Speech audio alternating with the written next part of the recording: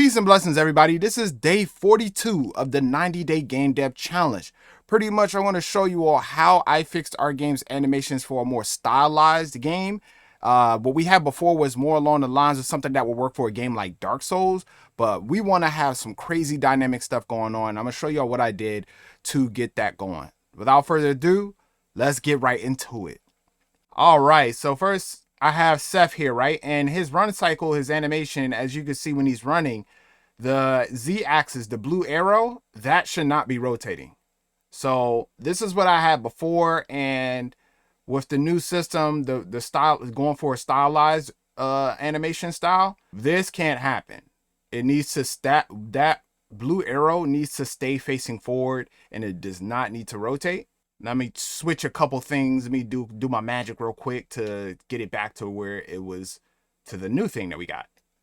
All right, so now that arrow should not move, but he still rotates. And what I'm rotating is I'm rotating the child character that's under the player parent. So that's right here, player template. Go here, this is the child. So this rotates. That's what we want. We want the child object to rotate, but we want the parent to stay facing forward. So mission accomplished on getting player movement cleaned up to fit the style of the game. Because if he gets hit and he gets knocked back, right, and let's say he tumbles all over the place from getting hit, rotating all of this, like I said before, will mess it up. So same with the dash. The dash would look in the direction that he's facing. And so I had to fix that. So I'll go back here to the most recent file. Back to life. Back to reality.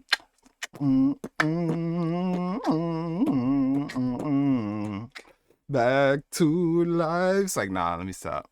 Now when he dash, it faces the direction. The Z does not move. So the next thing that I had to fix the logic for is I had to fix the logic for the enemy, right? I think I showed you guys that the last time that there was a problem there, and that I found out the problem and I did research on it, but I didn't necessarily fix it at that time. So I managed to be able to fix that and fix his movement and fix his attacks, and which I'm going to show you all now. So I'm gonna maximize this so you guys can see it. So see the blue arrow does not move.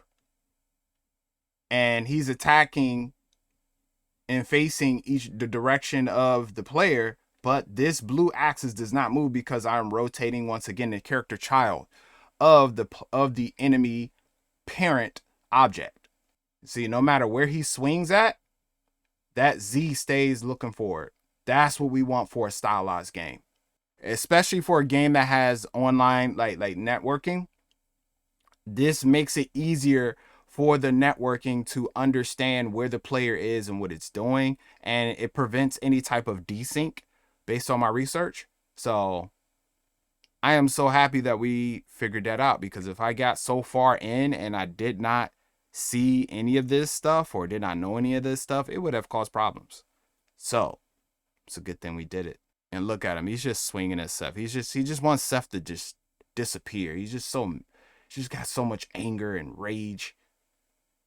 He's like, man, whatever, I'm doing my job. You told me to do this, so I'm swinging.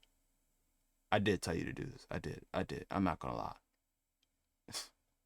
This is the Blender file right here, y'all, and the attack, like just a straight up FBX file. FBX, for you, those of you who don't know, is the file format that gets exported from a programmer like Blender into Unity. So this bone right here, it's moving it forward. You can see the keyframes at the bottom left. Let me expand that so you guys can see it. So here it's got keyframes on that to translate this forward. This is what I had prior to making the fixes. Now this is the new file, and now you see he doesn't move.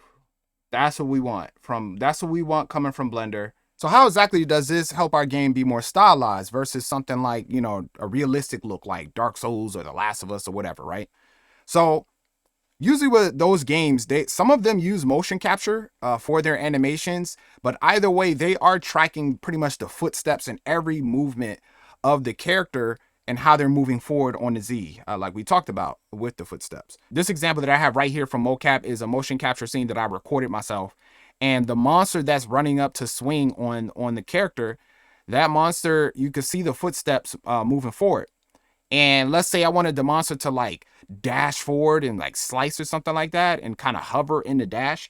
So that I would have to do that programmatically instead of having it track the footsteps to look realistic.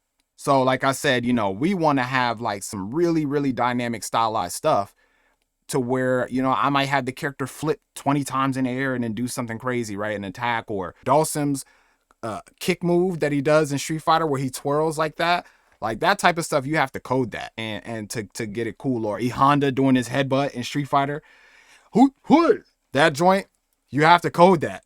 I mean, you could get a motion capture suit and put it on somebody and animate that, but it's not going to have the same look that Street Fighter would like to put on a character.